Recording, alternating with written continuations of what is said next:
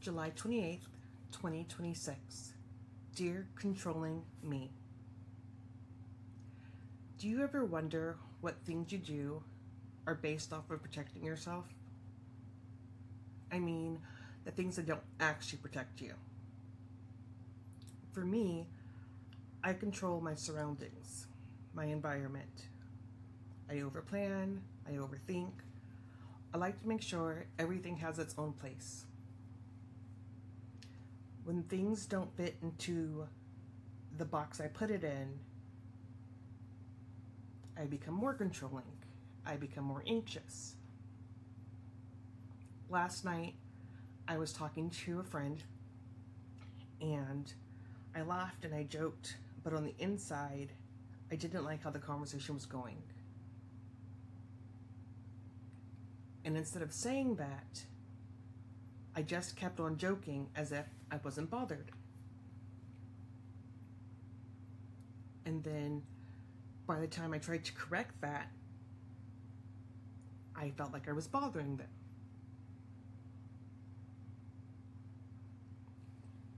If I could figure out how to regulate those emotions by myself, it wouldn't have been a big deal. But last night, going to bed was really hard for me. I was really anxious. I was picking at myself. I was near tears, and I had no idea how to control myself, to calm myself down. Not from lack of trying, just hard to do when you're in that headspace. It's simple if the thought comes and the thought goes. Ruminating doesn't work that way, though. It comes and it stays and it replays itself over and over. So at some point in time last night, I finally got myself to sleep. I woke up a couple of times, was able to go back to sleep, got up on time for work, got in the shower, and the thoughts came right back. Today I'm exhausted. Because although I slept well, my mind never shut off. All day today, I had been stuck on this conversation, going over each word and each inflection of the tone that was used. Even this morning, what would have been a simple conversation couldn't be a simple conversation because my mind wouldn't allow it to be. I questioned everything in the matter of which it happened, and my understanding of how it was happening and what was being said, and if what was being said was what I meant or what they meant and how they meant it, it was a mess. And so today I've been absolutely exhausted. I don't know how to bounce back. Today I feel like I need all the schedules. I need everything perfect. But I don't know how to make that happen. I wish that I could just clean my life the way that I clean a chalkboard. You simply just wipe it down and erase it. Yesterday, I talked about rewriting your story, being able to start on a different page for a different day. And as important as I think that is, I was unable to do that last night. I don't pretend that I'm perfect. I don't pretend that I have all the answers, or that even when I do have the answers, they always work for me. Today has been really hard. Today, all I want to do is go crawl into my bed and pull the blankets over my head and just cry. I am fighting the urge to do that, but I don't know how well I'm fighting it. If you pay attention closely, you'll notice that there's light outside of that window. I generally do my podcast at night. You don't see that light outside the window. Right now it's 4:18 my time, local time, and I'm sitting here doing my podcast because I'm not sure if I have the mindset to sit up tonight to do it. It's 4 o'clock in the afternoon and I'm writing my journal.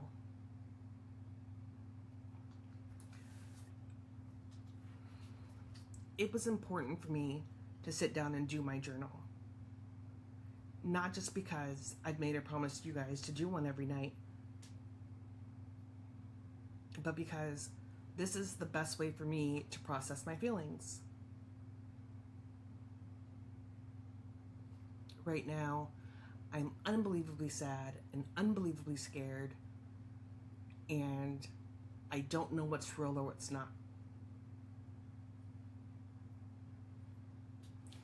I think of it in terms of emotion. That's just how things make sense to me. When you say you love me, those aren't just words. They hold weight behind them.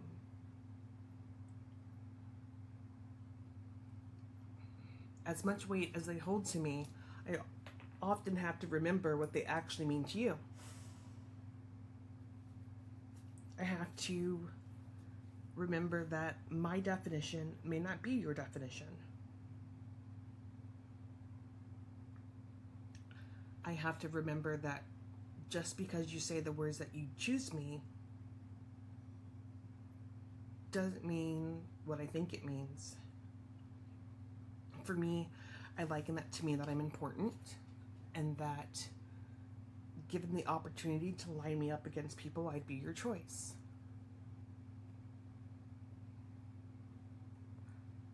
Right now, I'm not so sure about that.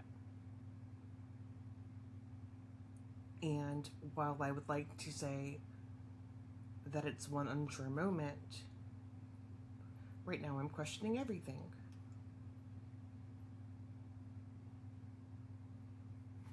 I don't have the pleasure of questioning one small thing. When something goes wrong, everything seems wrong. I take one small thing and I make it so much bigger, and I wish that I could stop. It's not a desire that I have to do that. I just know that's the case. In therapy, we call it catastrophizing. I'm really good at that. Well, you said it depends on what you would choose me for, so that means you wouldn't choose me. You have excuses not to choose me, which means you don't want me because you have excuses not to want me. And if you don't want me, then you don't love me. And if you don't love me, you don't care. And if you don't care, there's no reason for me to exist. I recognize I can feel that way and it not be true. Sometimes I'm my biggest enemy because I hear these things and I want to make moves and judgments based off of that. I want to make life-altering decisions. It's really easy for me to decide at that moment that I need to make life-altering decisions. I need to cut everybody off. I need to be by myself. I can't trust anybody. A friend asked me how I was doing today, and I told her I felt off. And she asked if I wanted to talk about it, and I said, no, not really. Not at the moment, but thanks for asking. And it wasn't that I didn't want to talk about it. I don't know how to talk about it. How do you explain that somebody said one thing, but you heard so many other things?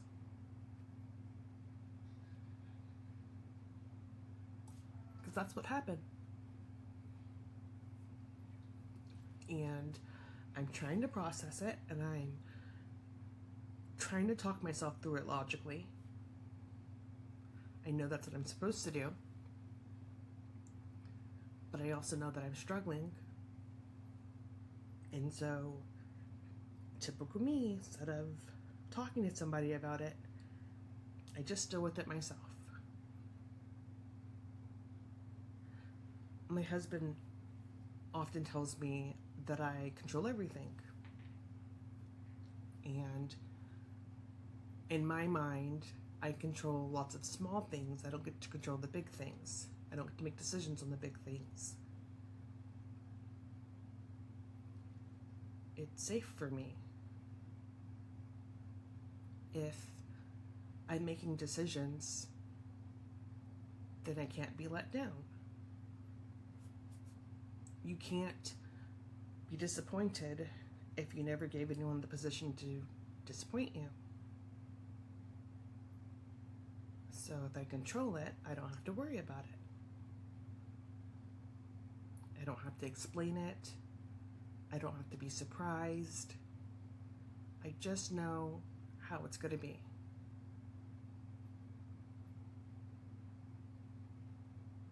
I think it's one of the reasons why I collect the things that I collect. I collect pens and notebooks, and I don't always use the pens or notebooks. I just like to keep them pristine and pretty, and I like to keep them in their box, and I like to see the colors and display the colors, but they have to be perfect. Something about them being perfect makes me feel better.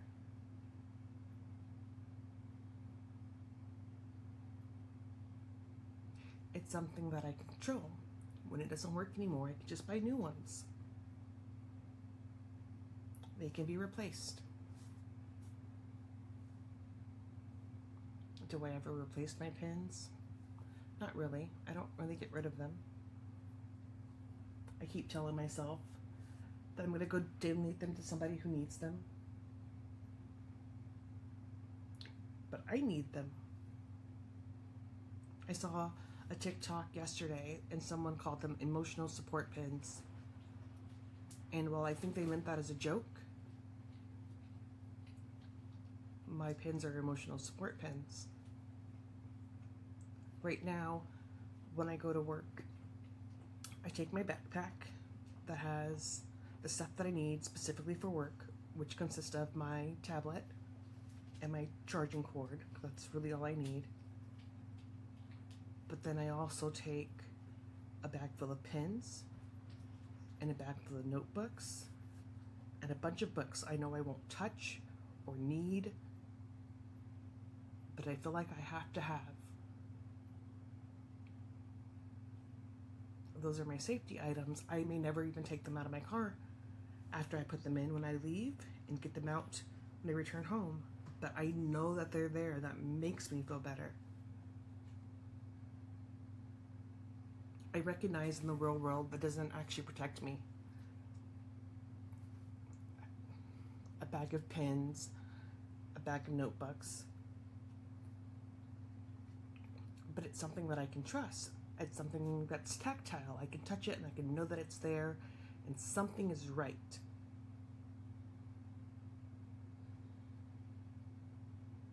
Today, I don't feel right. I've been taught multiple times that not everything is right and wrong or good and bad. And despite hearing that and knowing that today I feel like I'm bad, I feel like I'm wrong. Days like these are really hard. I could very easily get on here and pretend like I had a great day. I can make that up. I can pretend. I don't do that. I'm not one to make myself cry and turn on a camera. I don't understand that. What you see is what you get. And today, what you're getting is someone who feels defeated and unwanted and unloved. Today, you're getting someone who thought she had someone in her corner that was important. She thought she was important to someone. And today felt like a reminder that that's not true. And while no one has said that to me at all, they haven't hinted at it, they haven't said it, it's how I feel. Today, I feel like I'm losing my best friend. And in losing my best friend, I feel like I'm losing myself, because my self-worth is tied into what people think of me. Something I can't actually control. And because I can't control those things, I control the other things. So today I'm very controlling. Today I am doing all the things I think I can do to make myself feel better. I am making lists, I am making plans, I am organizing. I'm doing all the physical things. I did the laundry, although it's not my laundry day because I have a laundry day. I walked the dogs because it was something to do. I'm doing everything in my power to not feel. To not think.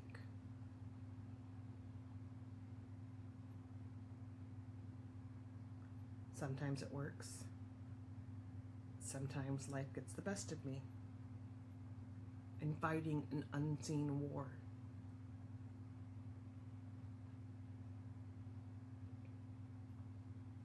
Nobody knows what's going on in your head. Nobody hears those conversations. No one is privy to those arguments or those comments.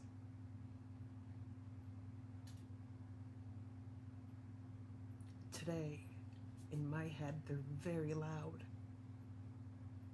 They're very hurtful. And I know that if I go hide out in my room, bad things could happen. So I'm here instead, writing in my journal. Sometimes we get to do the hard things. Today, my hard things is feeling my feelings. My bite of pie is recognizing that something's wrong, that I feel off, and that I can still do the hard things. Although I wanted to just lay in bed and hide, I know that's not what I needed. If things had been really bad this morning, I would have just stayed home. They weren't bad enough for that. Had a great day with my client. Enjoyed my time. Took myself to brunch. Had a coffee. Wasn't a bad day. Sometimes I have to remember it's a bad moment, not a bad day. Today I keep reminding myself of that. I may feel bad now. I may be upset, and I may be sad, and I may be hurt. But that's just now. That's not a forever feeling. It's not an everyday feeling. Tomorrow I get to write a new story. A new page of my story. If I just want to start all over, I can do that too. You will never hear me say that it's easy. You will never see me pretend that I have everything together when I don't.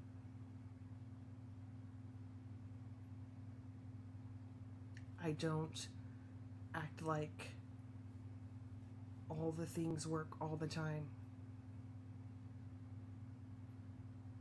What I do know is I can't be the only one who feels this way.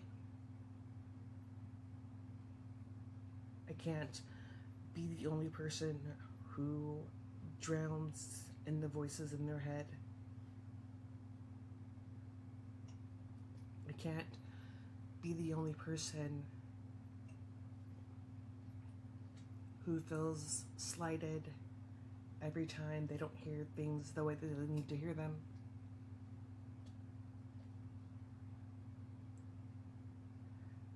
I wanted to remind you guys that we never know what's going on with people. We never know what's going on in their head, and it's easy to dismiss them and their feelings because it seems like nothing. I'm sure to someone else, my problems aren't very big. My trauma's not that important. I'm sure there are people like me who sit there and think that somebody else has it worse, so they shouldn't be heard.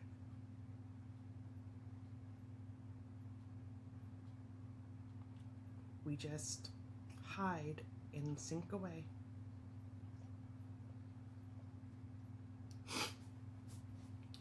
Today, I hope that you hear me and that you see me, not because I need to be heard and seen, but because I want you to be heard and seen.